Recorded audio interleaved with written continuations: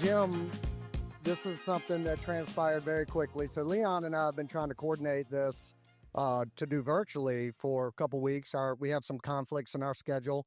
And then Jim said, let's do it live. So today, literally a couple hours ago, is the first time Leon and I have ever met or had a conversation. So this is going to be fun. I'm very excited about it.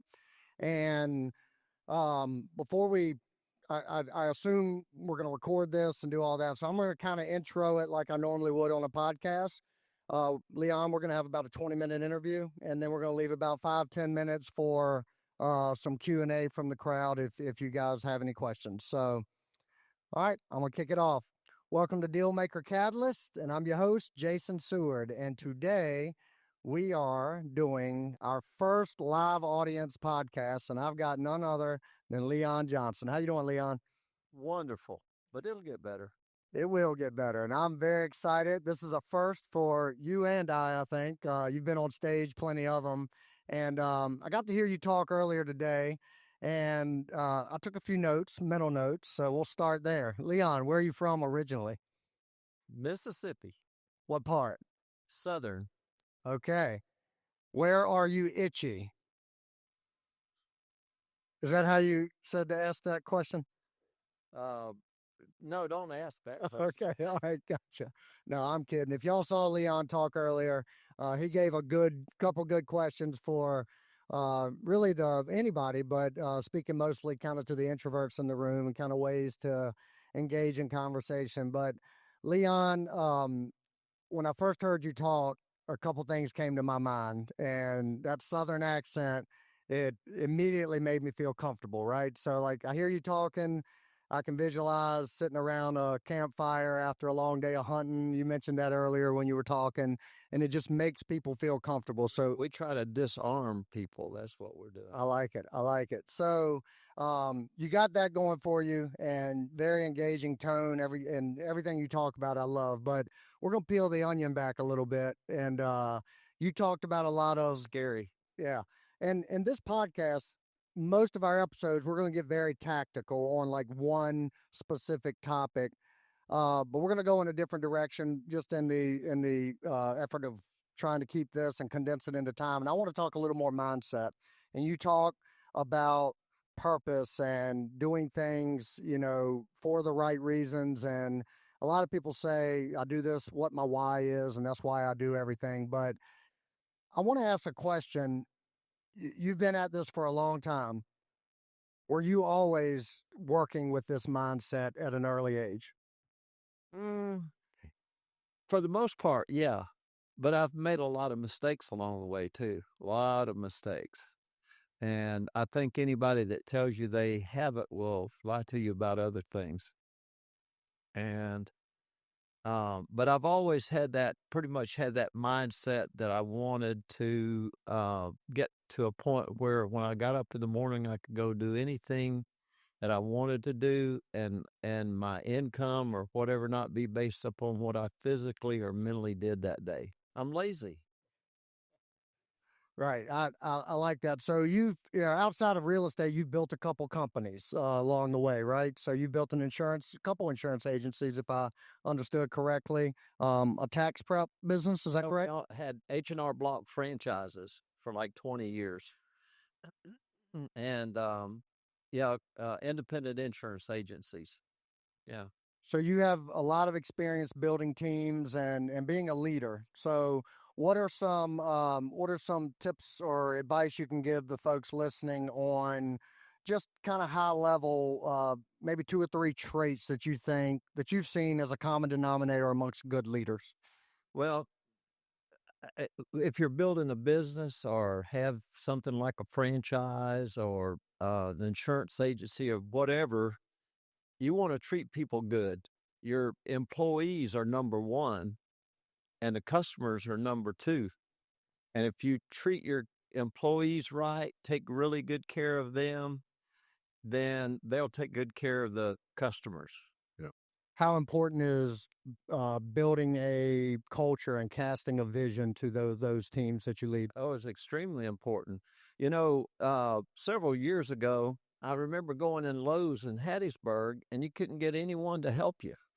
And but if you called on the phone, you could get somebody and they would help you. So I was so frustrated with being in there and the way the management was that I'd go inside, and if I want help, I'd pick up the phone and call so you could get them to talk to you, you know. And employees had bad attitudes, and they you couldn't get them to help. It was bad. And then a few weeks later, I go in there. Hi, how you doing? How can I help you? And I said, you guys must have got a new manager. Oh yeah, we did. So a lot of times it's that management that causes the employees to. So I've always said a couple things. Number one, I told all the employees, you're number one. And I want to make sure you're taken care of. And then I knew the customer would be taken care of. And the other thing I told them, we want to do what's right, even if it hurts us. I love that. Does that make sense? Yes, it makes perfect sense. We want to do what's right, even if it hurts. And I think that it kind of speaks to what you were talking about earlier in your presentation. You take that same approach to like your tenants and your rental houses and things like that, and your real estate deals. If you lead with that mindset, it's the only way to do it. Our longest tenant was 23 years, and they'd still be with us another 15 years if they didn't get a divorce. I've had 2 that was with me 14 years that died, and I've got a whole bunch coming up on that length of time, but I'm not going to tell them anything about that magic 14 years.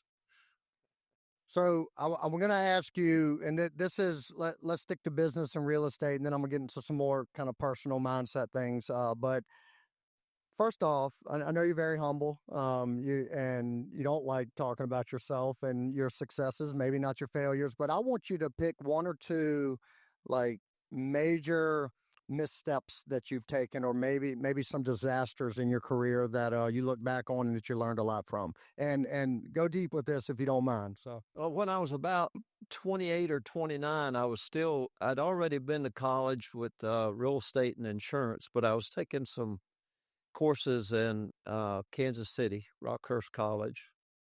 And I'm going to skip that because there might be someone that would might offend, but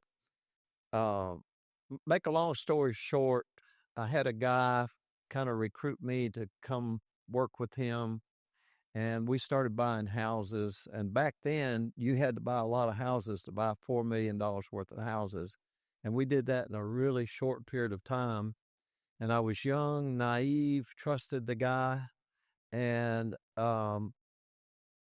one day I get a letter from his attorney, and that guy balled me up so bad that it took about 2 or 3 years to get it untangled, and 5 attorneys before they could understand what was going on. And he's at me for about $400,000, and that was a long time ago. $400,000 at that time was a big chunk of what you had. It was a $400 seminar, if you get that. Yeah. Yep. And I say it was my fault because I totally trusted the guy. I was young, enthusiastic, energetic, go for it, and trusting. And man, took me a while to get out of that and get my dauber back up again. I would imagine you learned a lot. You learned a lot though, right? And took those lessons forward, obviously. Mm-hmm. Learned all kinds of things. So I want to talk, I know legacy is a big thing, especially at this stage of your life. Legacy is an important thing to you.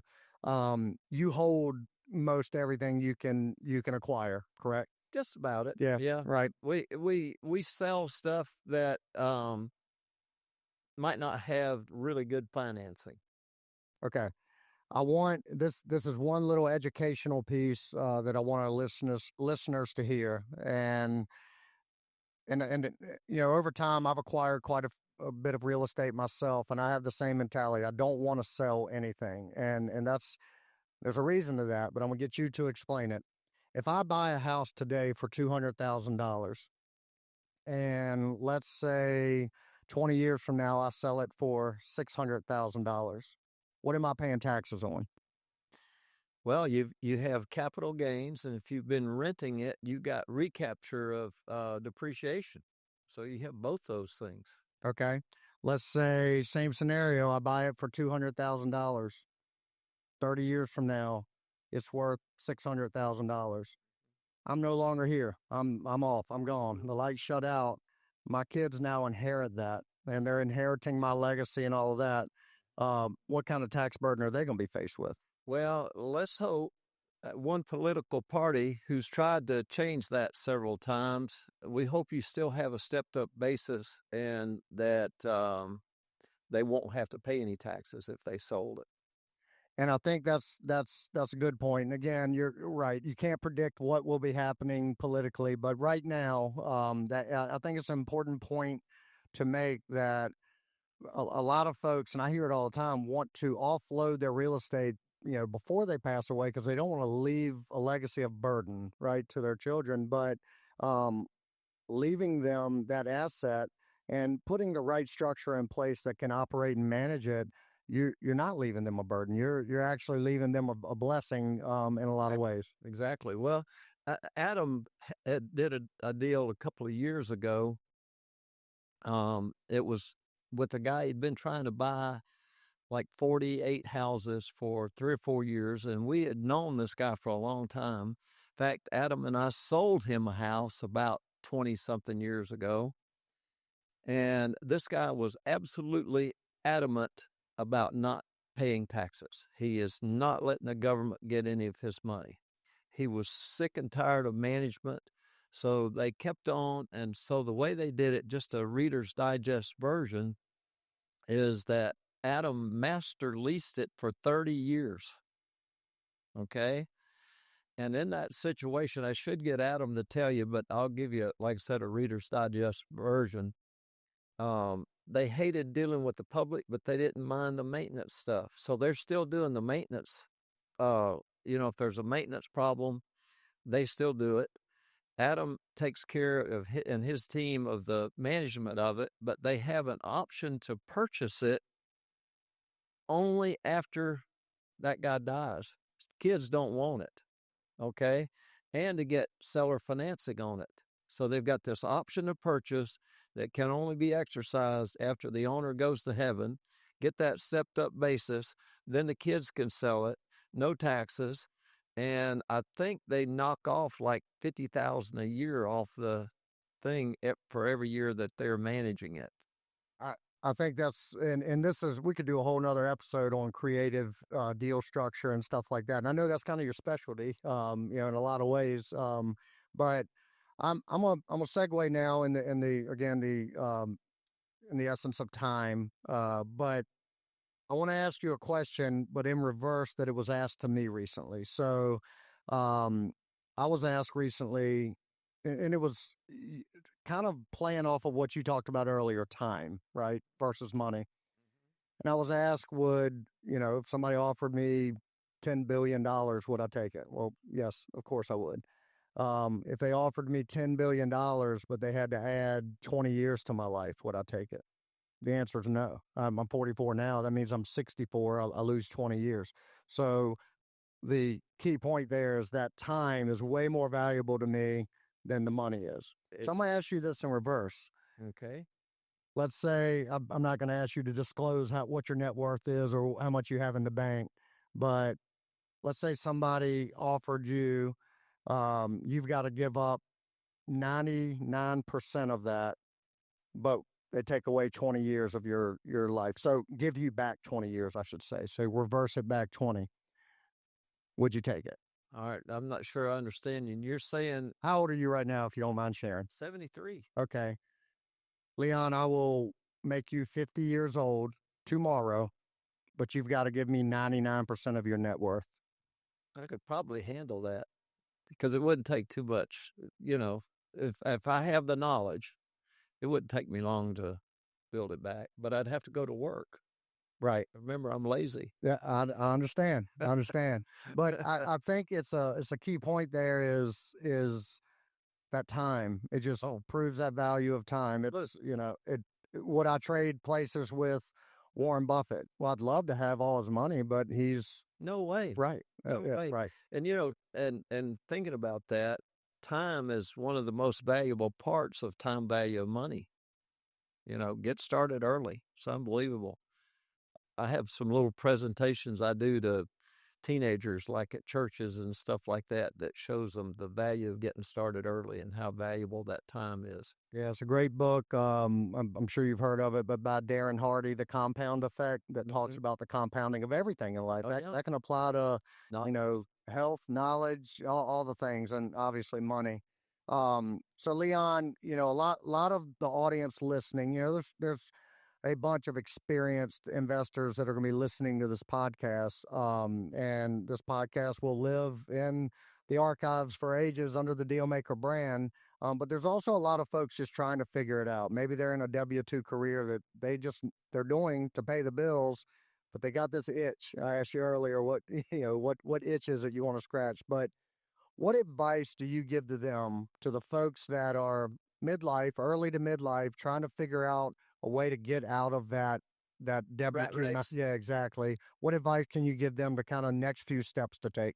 Well, there is a secret, and the secret is that most people don't realize this. There's only 24 hours in a day, and I don't care how much money you make, you're limited if you're trading hours for dollars. The thing that I would say is work is noble. Work is noble, but work really hard for unearned income. That's an IRS term. I didn't make that up. Unearned income. Work hard for that. So how do you do that? I told my kids, work really hard for unearned income. And what is unearned income? Rents, interest, and royalties. Those are three things I can think of right now. So work hard for that and start working to convert all of your unearned income, earned income for unearned income. Try to convert those where those dollars come from. Make some kind of a shift. It might be gradual. It's not going to be overnight. Yeah, it's the whole message in cash flow quadrant, which somebody referenced in Rich Dad Poor Dad. The whole Work real hard to get all your income coming from rents and interest, dividends, anything that's not taxed by Social Security and Medicare. I love it. So I'm gonna share a quick story with you, kind of about that mindset. So, and this hit me as I was walking in this building this morning.